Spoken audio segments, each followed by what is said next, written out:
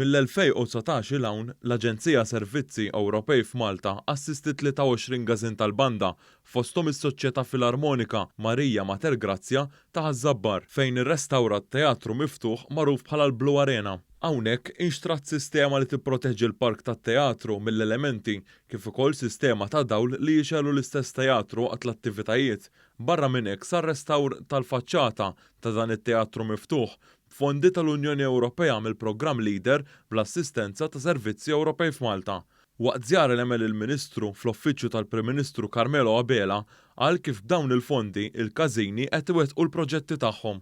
Hija importanti ħafna li di l-għajnuna minn fondi tal-Unjoni Ewropea bis-saħħa ta' Servizzi Ewropej f'Malta tkompli tingħata ħalli bekk indejjem inresqu aktar l-Unjoni Ewropea lejn il-komunitajiet tagħna, lejn iċ-ċittadini tagħna u bekk inkunu qed niggarantixxu wkoll futur lil din l-istess Unjoni, però wkoll inkunu qed niggarantixxu futur lil kultura ġewwa f'pajjiżna.